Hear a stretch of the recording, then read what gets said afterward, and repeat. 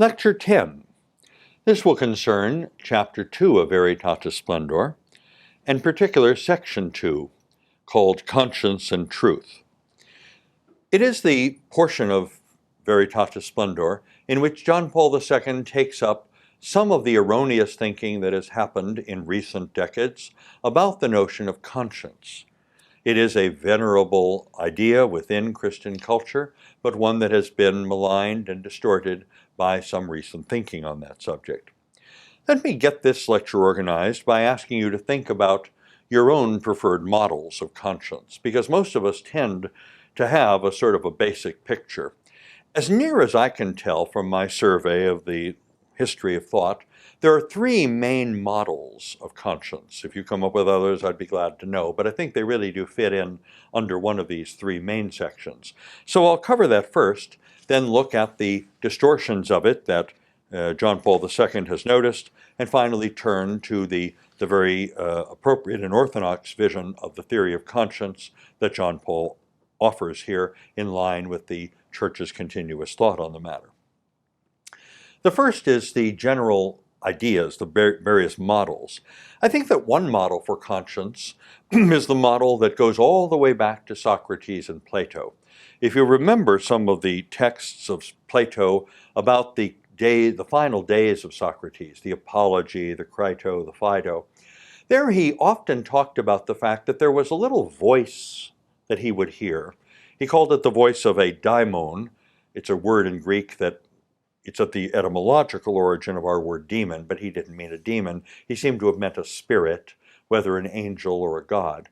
And this little voice, according to Socrates, never told him what he must do, but it told him what he shouldn't do, or what he did wrong. That is, it was a voice that tended to accuse, a voice that tended to warn.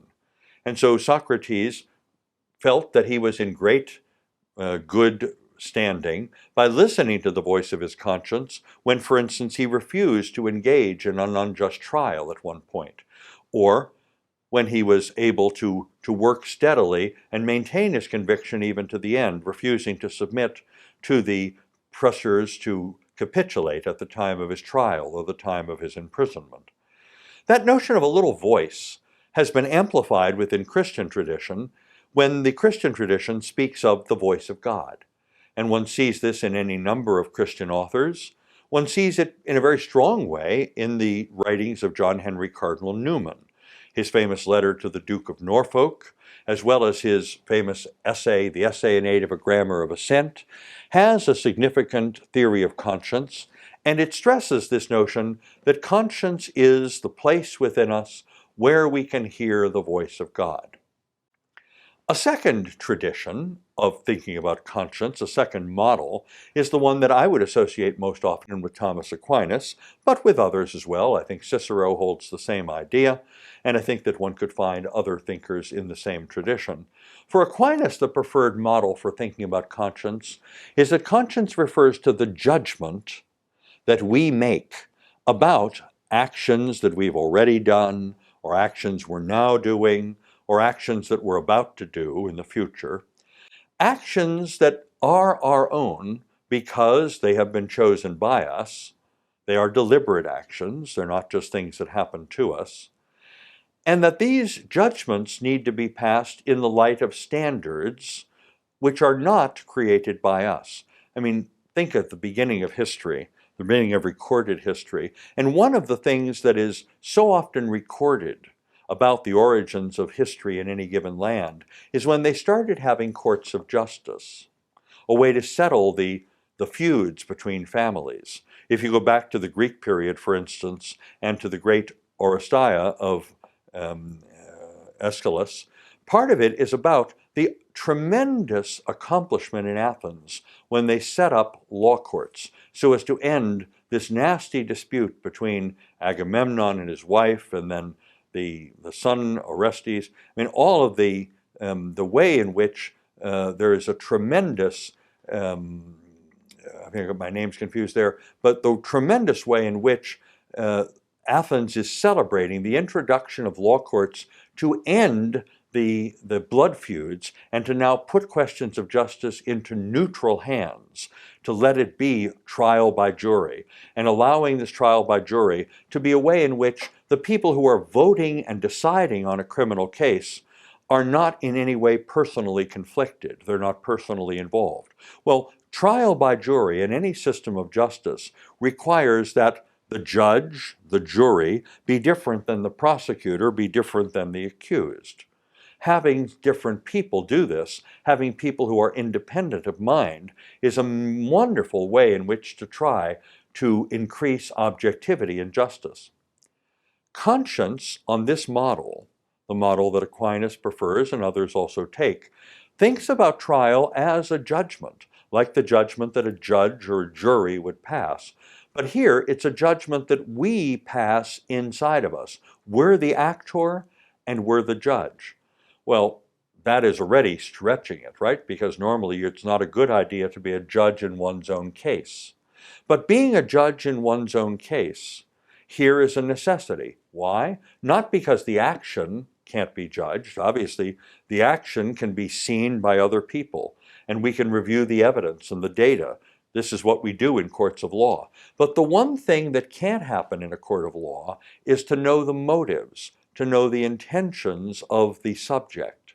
The only one who can truly know the motives is the actor, any one of us. We know why we did something, and sometimes even we aren't clear if our motives were foggy. But the only one who has the possibility of knowing what's going on inside is the one inside, and God. Because God knows all of the internal workings of the mind and the heart. He knows it better than we do.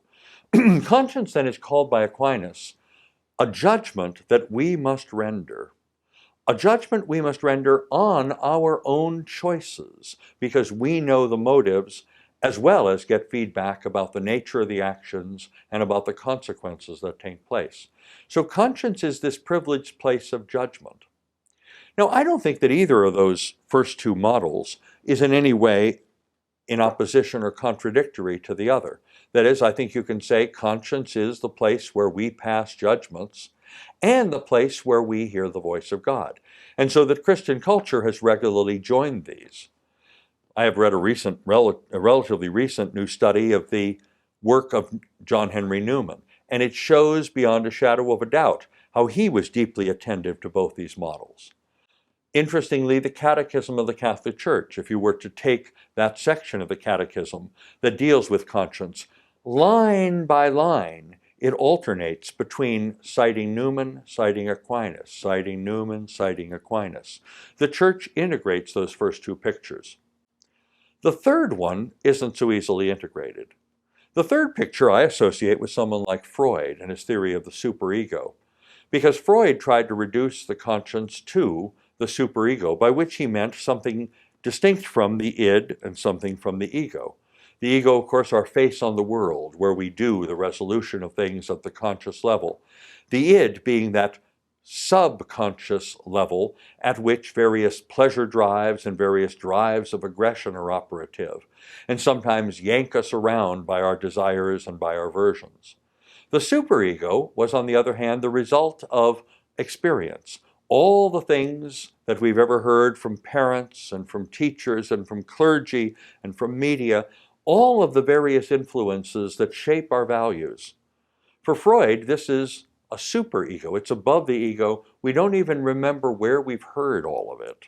We don't associate any of the values, or at least often don't associate any of the values with a particular source, but somehow we've assimilated them. Freud and others like him are trying to suggest that conscience is merely the collected wisdom that has somehow been embodied by us of the values by which we make judgments. There's nothing particularly divine about it. It's not the place where we hear the voice of God.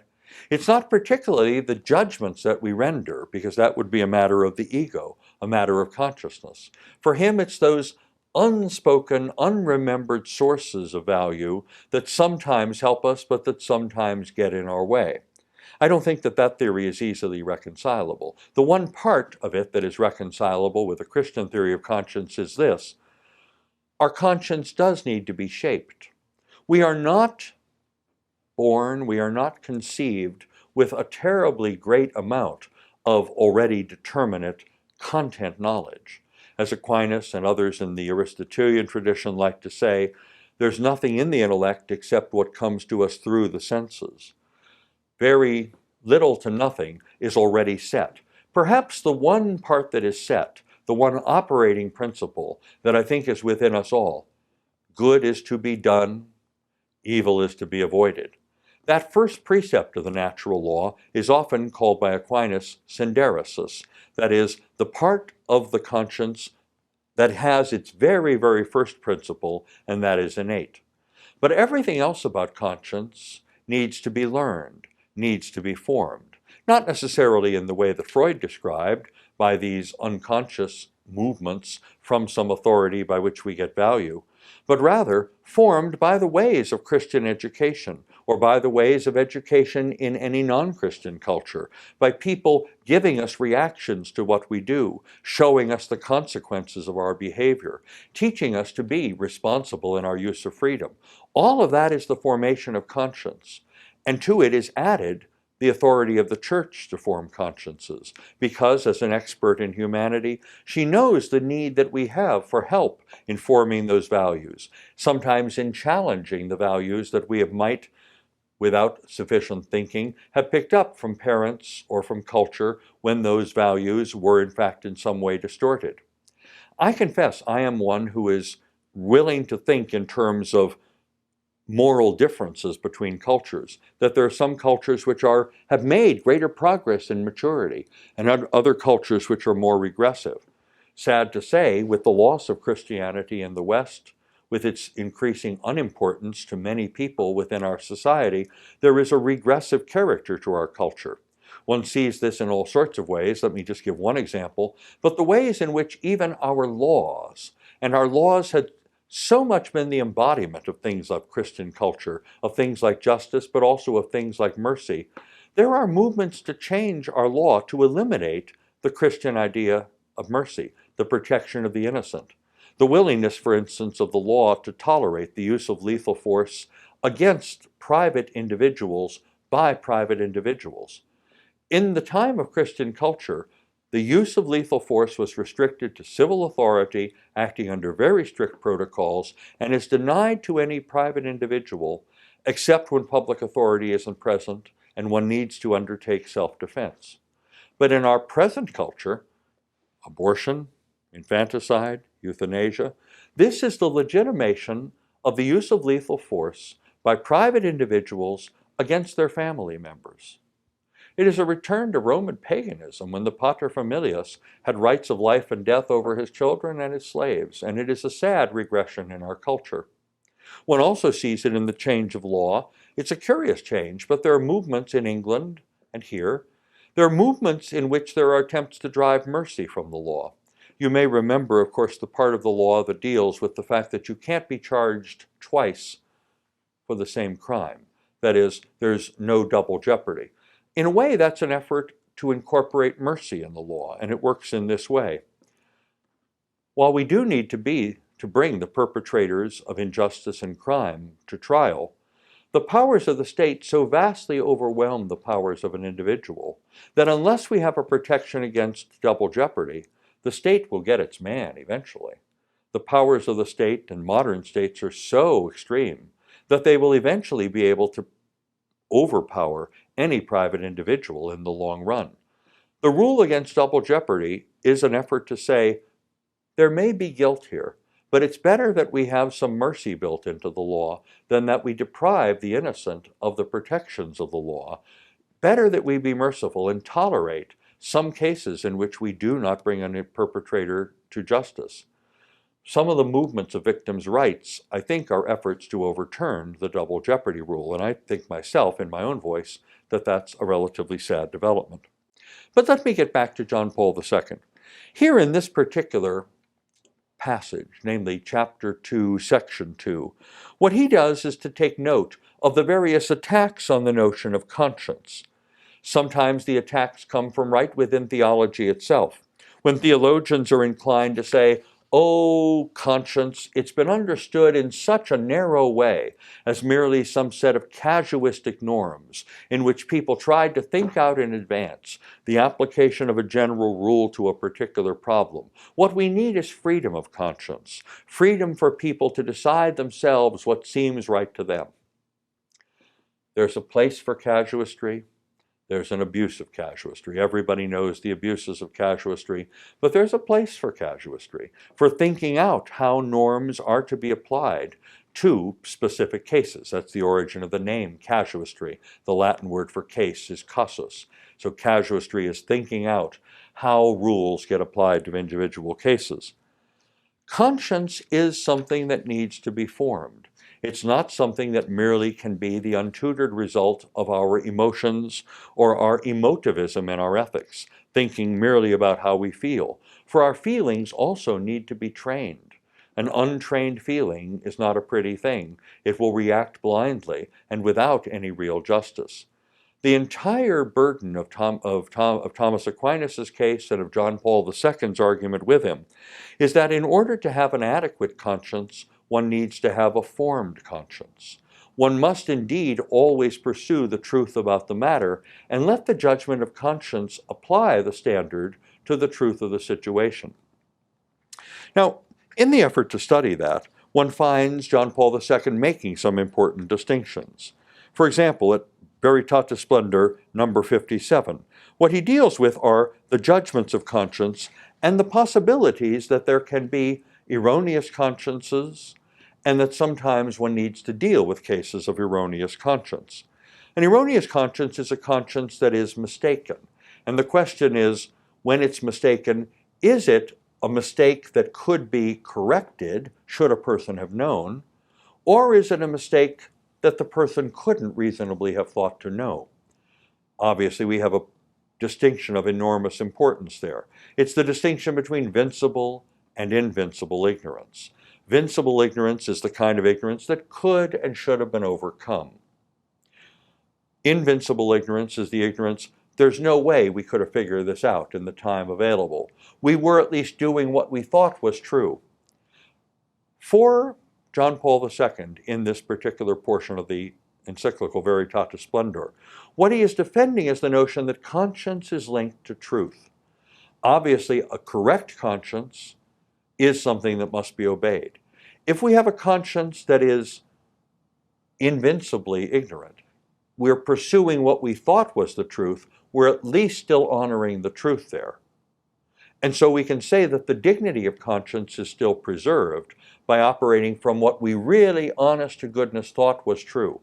But if at all possible, we should wait and form our consciences better, so that if we come to learn that our conscience is in any way at odds with the Church's teaching, the better thing is not to act and indeed submit ourselves again to the authority of the Church to be instructed, to think about it once again, to engage in that kind of prayer which will give us a humility and a readiness to undertake a real instruction by the truth from the Master of Truth, Jesus himself, and from the Church, who is an expert at these truths about humanity.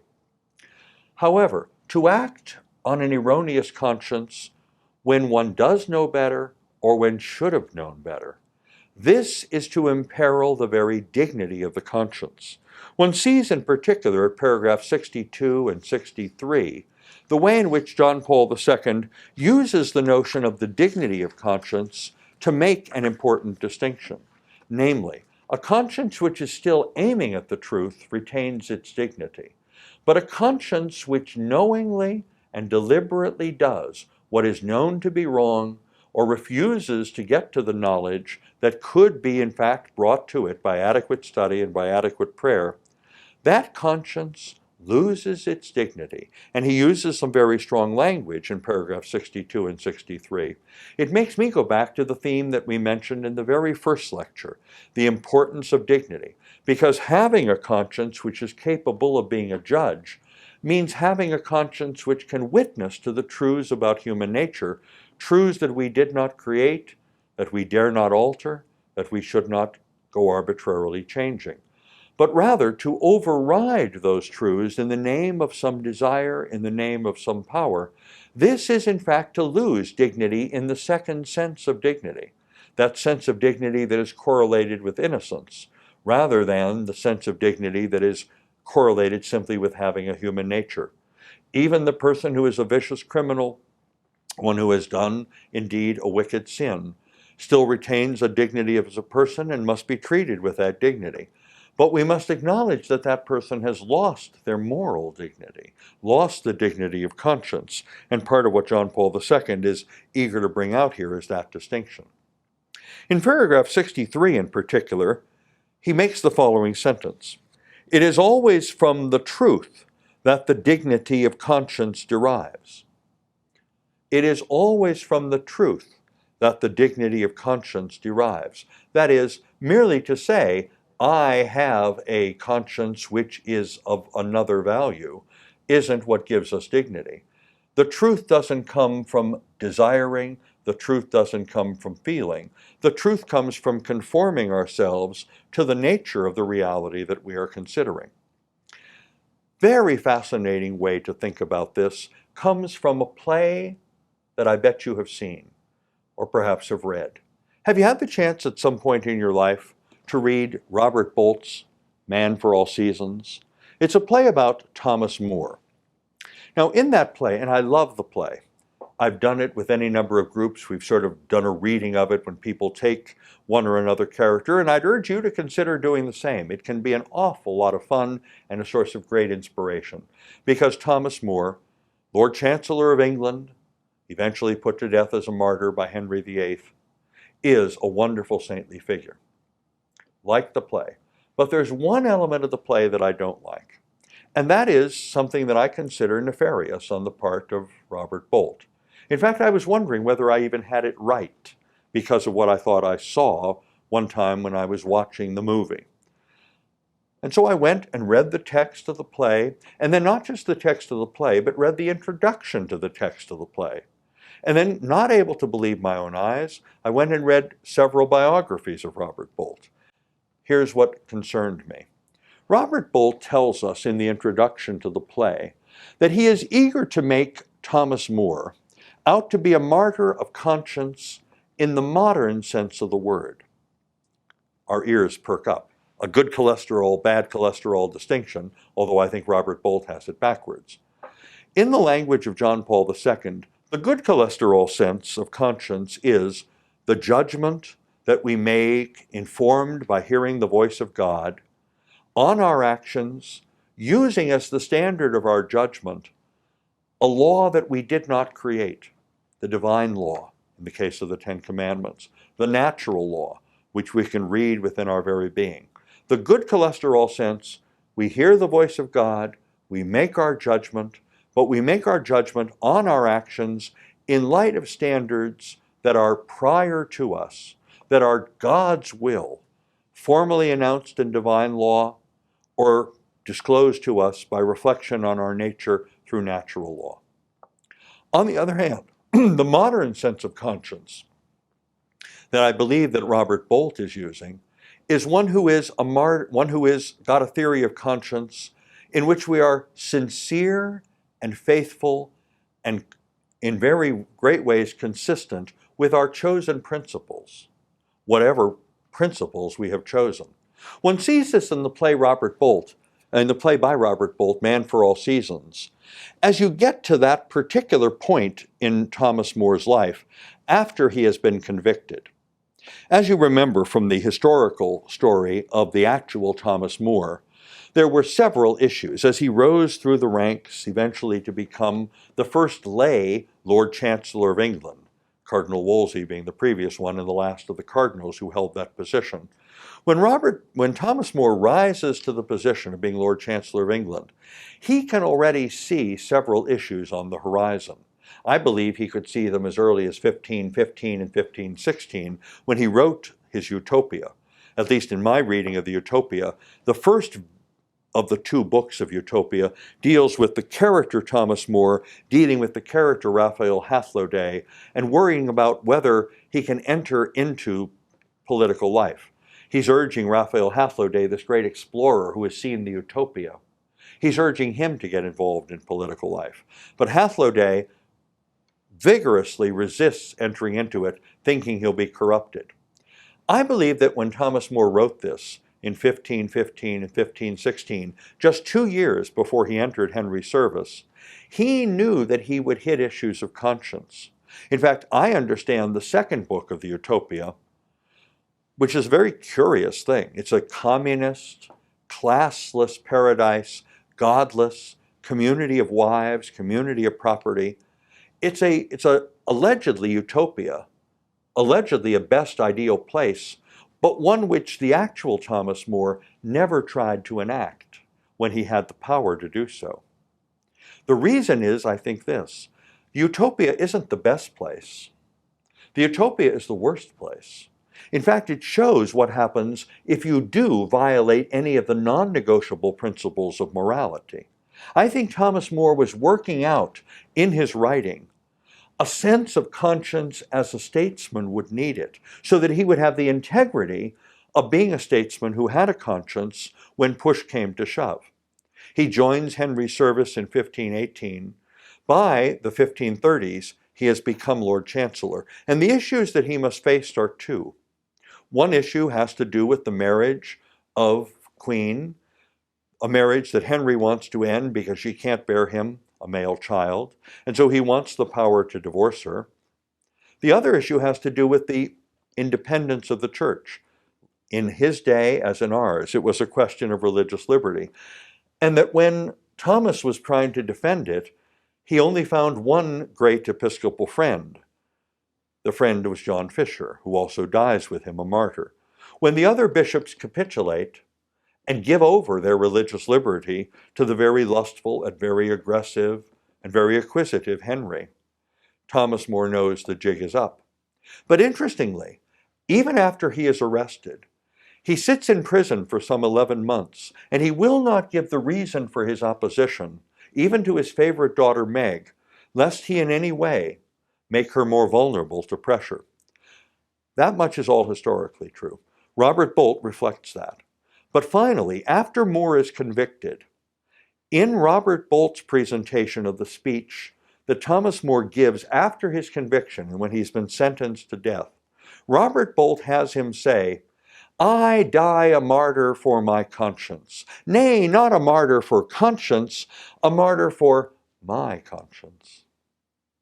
It is Robert Bolt's way of trying to introduce into the text of the play Man for All Seasons the notion that More was a martyr for conscience in the modern sense of the word, a martyr for his chosen principles, but that if he had chosen other principles, he would have to be respected equally well for that.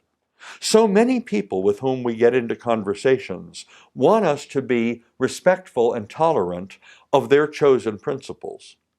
We walk a very fine line, for we must indeed, in a secular society, in a society that respects liberty of action in the way that ours does, we must be respectful of people's desire to evaluate things in conscience and to come to a resolution of them. On the other hand, the respect that we need to show in the practical order, very much so, tolerating any number of things we disagree with. We must nonetheless be clear in the theoretical order, and that's what we're talking about here in Veritatis Splendor, the principles of fundamental moral theology. And one can never take Robert Bolt's option in thinking about the nature of conscience, because conscience is not sincerity with which I uphold my chosen principles.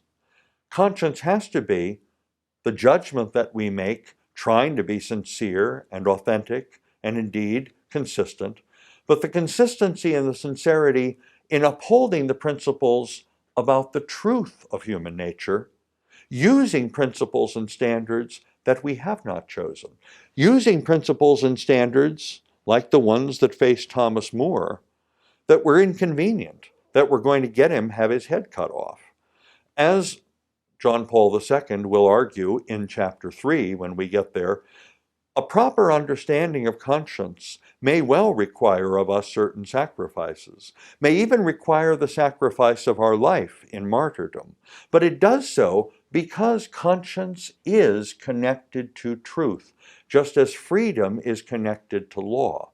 Just as freedom is connected to a law, the divine law and the natural law, which gives us some orientation so that we get to the goal of freedom rather than have arbitrary license, the conscience that retains its dignity is the conscience that is informed by the truth about our nature and about the standards of morality, not simply the conscience that chooses its own principles and then asks for respect simply because it's made its choice. Conscience risks losing its dignity by failing in the truth. It is, I think, the vast importance of the distinction that we saw John Paul II making from the beginning about the nature of human dignity, but also the distinction of its two senses. When we turn to our next topic in the next lecture, what we will have a look at is a third erroneous trend in contemporary moral theology, namely the trend to misunderstand fundamental options. It is a related topic, but yet a different one, and I look forward to talking about it with you in our next lecture.